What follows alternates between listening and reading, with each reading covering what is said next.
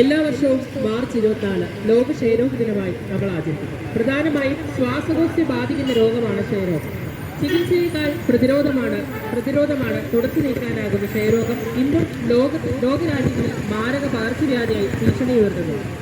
1882 March 24 doctor Robert coach ക്ഷയരോഗത്തിന് കാരണമാകുന്ന ബാക്ടീരിയയായ mycobacterium ട്യൂബർക്കുലൈ കണ്ടെത്തിയ ഓർമ്മയിലാണ് ഈ ദിനം ലോകം ആചരിക്കുന്നത്. ആഗോളതലത്തിൽ ദശലക്ഷക്കണക്കിന് ആളുകളെ ക്ഷയരോഗം ബാധിക്കുന്നു. ലോകാരോഗ്യ സംഘടനയുടെ കണക്കനുസരിച്ച് 10.8 ദശലക്ഷം ആളുകൾക്കാണ് ക്ഷയം ബാധിച്ചത്. അതിൽ 1.25 ദശലക്ഷം ആളുകൾ ക്ഷയം മൂലം മരിക്കുകയും ചെയ്തു. ക്ഷയം അവസാനിപ്പിക്കുക എന്നുള്ള ആഗോള ലക്ഷ്യം വഴി 1.2 ദശലക്ഷം ആളുകൾ ക്ഷയം മൂലം മരിക്കുകയും ചെയ്തു. ഏകദേശം 79 ദശലക്ഷം ആളുകൾ രോഗമുക്തരായി. ആഗോള ക്ഷയരോഗത്തിന്റെ ഏകദേശം 25% ബാധിതരും ഇന്ത്യയിലാണ്. 2022 ഏകദേശം 2.77 ദശലക്ഷം ക്ഷയരോഗബാധിതർ ഇന്ത്യയിൽ കാണപ്പെട്ടു. ഈ വർഷത്തെ ലോകാരോഗ്യ സംഘടനയുടെ പ്രമേയം അതെ, നമുക്ക് ക്ഷയരോഗം അവസാനിപ്പിക്കാൻ കഴിയും, പ്രതിജ്ഞാബദ്ധത, നിക്ഷേപം, വിതരണം എന്നിവയാണ്. ഈ പ്രമേയത്തെ ആസ്പദമാക്കി ഡിസ്ട്രിക്ട് TB സെന്റർ കോട്ടയവും തിരുഹൃദയ കോളേജ് ഓഫ് നഴ്സിംഗ് വിദ്യാർത്ഥികളും സംയുക്തമായി ചേർന്ന് നിങ്ങളുടെ മുന്നിൽ വിഷയാവിഷ്കാരം അവതരിപ്പിക്കുന്നു. എല്ലാവർക്കും ഈ ആവിഷ്കാരത്തിലേക്ക് സ്വാഗതം.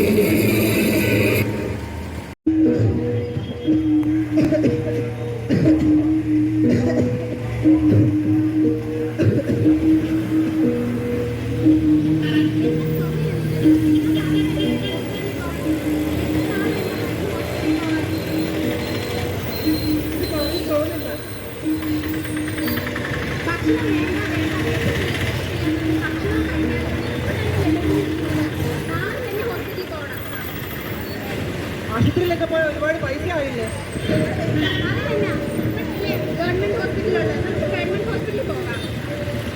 എന്നാ പിന്നെ നമുക്ക് നാളെ തന്നെ പോയാലോ?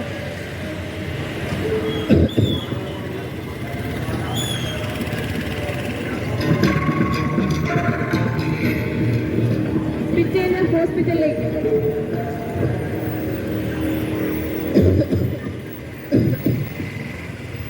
ഒരു ചായ.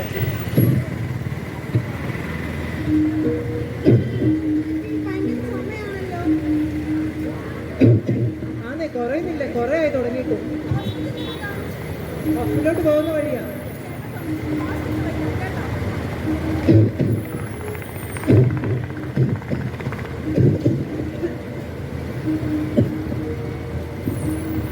ഇവിടേക്കാണ് തുപ്പിയിടുന്നത്.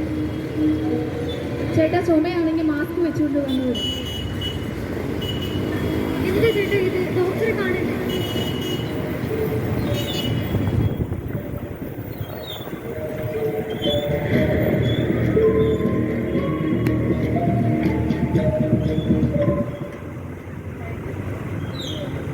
ട്യൂബർക്കുലോസിസ് അഥവാ ക്ഷയം ഒരു വായുജന്യ രോഗമാണ്. നാം ശ്വസിക്കുന്ന വായുവിലൂടെ TB രോഗാണു നമ്മുടെ ഉള്ളിലേക്ക് പ്രവേശിക്കുന്നു.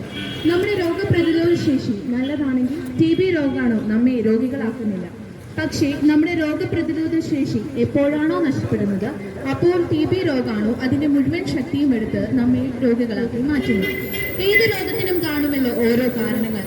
അതായത് ഒരു പിതൃസ്വത്ത്. ഇതിനു മുൻപ് കേട്ട ഒരു പിതാവ്, അതാണ് മൈക്കോബാക്ടീരിയം ട്യൂബർക്കുലോസിസ്.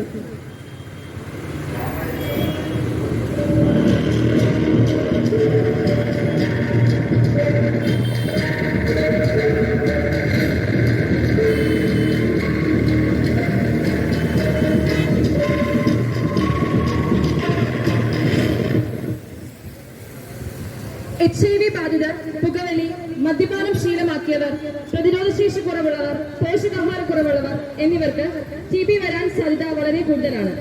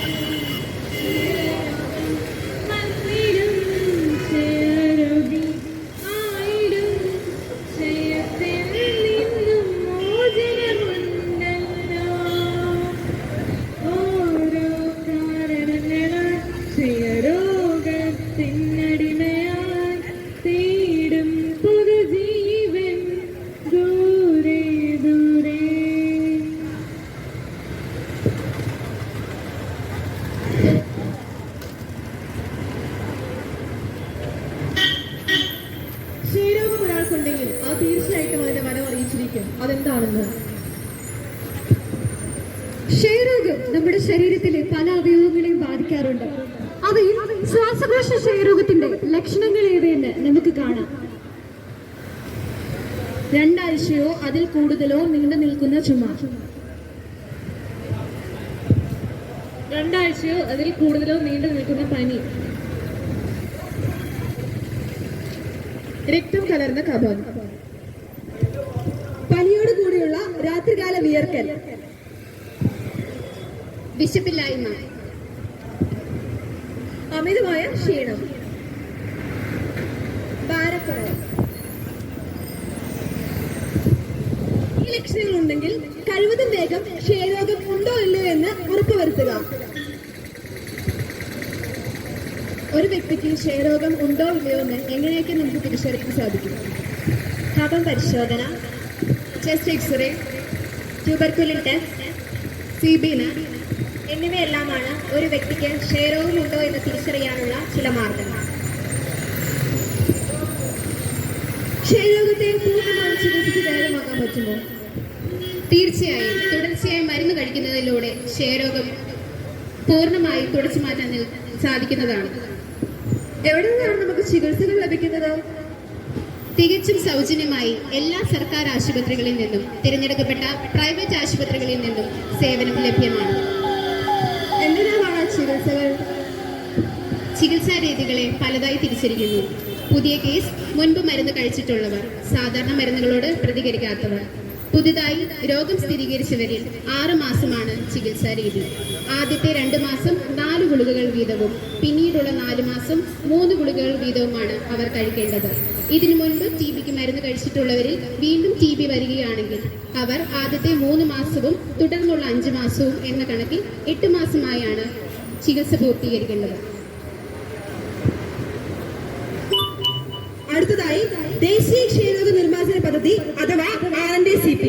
ഈ പദ്ധതിയുടെ ലക്ഷ്യങ്ങൾ കഴിവതും വേഗം ശ്വാസകോശ സംബന്ധമായ ക്ഷയരോഗം കണ്ടുപിടിക്കുക, അതനുസരിച്ചുള്ള ചികിത്സാ രീതികൾ സ്വീകരിക്കുക, കൂടാതെ സമൂഹത്തെ ഈ രോഗത്തിൽ നിന്നും നിയന്ത്രിക്കുക. ക്ഷയരോഗികൾക്കായി എന്തെല്ലാം പദ്ധതികളാണ് ഗവൺമെന്റ് വിഭാവനം ചെയ്തിട്ടുള്ളത്? ക്ഷയരോഗത്തെ തടയുക എന്ന ലക്ഷ്യത്തോടുകൂടി, അവരെ സഹായിക്കുക എന്ന ലക്ഷ്യത്തോടുകൂടി സർക്കാർ കൊണ്ടുവരുന്ന പദ്ധതിയാണ് നിക്ഷയ് പോഷൺ യോജന. നിക്ഷയ് പോഷൺ യോജനയിലൂടെ ക്ഷയരോഗികൾക്ക് അവരുടെ ചികിത്സാ കാലാവധി കഴിയുന്നത് വരെ പ്രതിമാസം 1000 രൂപ നൽകപ്പെടുന്നു. അതോടൊപ്പം തന്നെ മാസം തോറും പോഷണ ഭക്ഷ്യ കിറ്റുകളും വിതരണം ചെയ്യപ്പെടുന്നുണ്ട്. ക്ഷയരോഗത്തെ കുറിച്ച് നമ്മൾ കണ്ടു. അതിന് പ്രതിരോധ മാർഗങ്ങൾ ഇനി എന്താണെന്ന് നമുക്ക് നോക്കാം.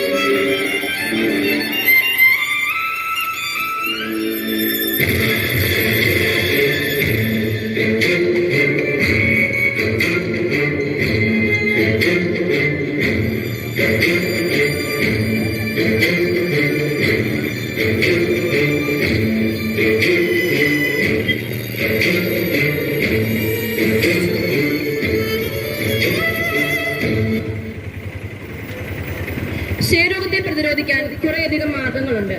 അവയാണ് തുറസായ സ്ഥലങ്ങളിൽ തുപ്പരുത്, ചുമയ്ക്കുമ്പോഴും തുമ്മുമ്പോഴും തൂവാല കൊണ്ട് വായും മൂക്കും മറച്ചു പിടിക്കുക.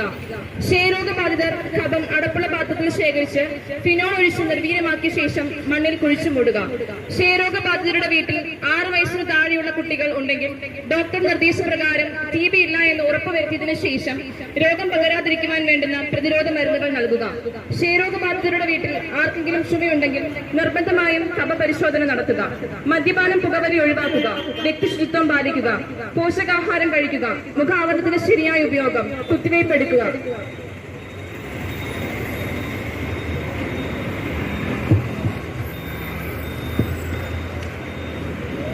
ക്ഷയരോഗം ഒരു സാധാരണ രോഗമല്ല.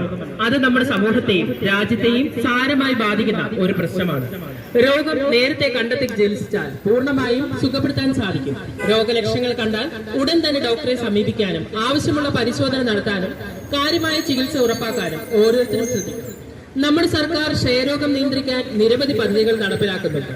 സൗജന്യ പരിശോധനയും ചികിത്സയും ലഭ്യമാണ്. ഈ സൗകര്യങ്ങൾ പരമാവധി പ്രയോജനപ്പെടുത്തുവാൻ എല്ലാവരും തയ്യാറാകണം. ക്ഷയരോഗം തുടച്ചു നീക്കാൻ നമുക്കൊന്നിച്ച് പ്രവർത്തിക്കാം. ഓരോരുത്തരുടെയും സഹകരണത്തിലൂടെയും ഈ മഹാമാരി നമുക്ക് പരാജയപ്പെടുത്താം. ആരോഗ്യമുള്ള ഈ സമൂഹത്തിനായി നമുക്ക് കൈകോർക്കാം. നന്ദി.